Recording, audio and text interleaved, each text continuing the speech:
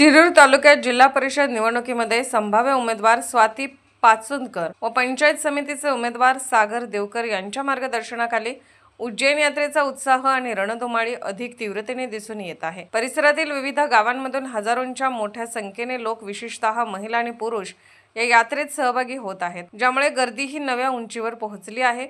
उज्जैन महाकालेश्वर दर्शनासाठी आयोजित या यात्रेत भाविकांनी प्रचंड उत्साहाने प्रवेश केला आहे। विशेषतः महिलांचा सहभाग या यात्रेत आढळून येतोय अशी नोंद करण्यात आली आहे, ज्यामुळे भक्तिमय वातावरण अधिकच जिवंत झाले आहे। यात्रेतील अन्न पाणी व्यवस्था स्वयंसेवकांच्या जबाबदारीत असून प्रवास सुरळीत पार पडत आहे। अंदाजे 80% सहभागी महिलाच आहेत, जे उत्सवाच्या रंगत आणखी वाढवतात। शिरूर तालुक्याच्या ग्रामीण भागामध्ये महाकालेश्वर दर्शनी यात्रेची रणधुमाळी सातत्याने सुरू असून मोठ्या प्रमाणावर नागरिकांचा सहभाग असून जिल्हा परिषद आणि पंचायत समितीच्या सक्रिय सहकार्याने हे आयोजन यशस्वी होत आहे।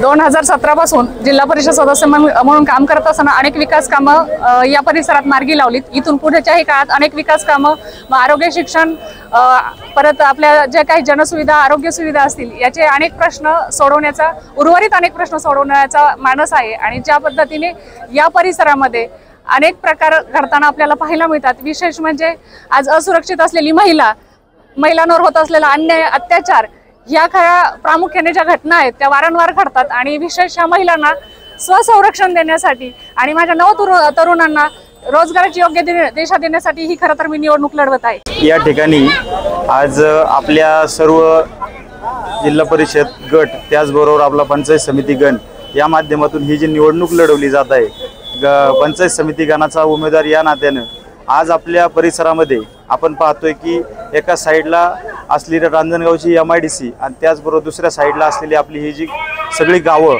या गावांची जी एक आपण म्हणतो तफावत विकासाची, ह्या विकासाची तफावत आणि एक विशेष सामाजिक विशेष लोकांचं होत असलेलं आपण म्हणतो ना एक चांगल्या प्रकारची होत असलेली प्रगती, पण एका ठिकाणी काही लोकांचं होत असलेलं की जी तफावत वाढत आहे, त्यांच्या माध्यमातून आपल्याला या समाजामध्ये, आपल्या या गावांमध्ये प्रत्येक तरुण हा स्वावलंबी झाला पाहिजे। धार्मिक क्षेत्रावर आधारित आहे आणि सर्वांना एक दर्शनाचा लाभ घ्यावा म्हणूनसाठी त्यांनी यात्रा काढलेली आहे आणि प्रत्येकापर्यंत पोहोचावी। प्रत्येक जण जाऊ शकत नाही उज्जैन महायात्रेला, धार्मिक, आध्यात्मिक सर्वांपर्यंत पोहोचलं पाहिजे अशी ताईंची मनापासून इच्छा होती। सागरदादा आणि ताई दोघांची मनापासून इच्छा होती।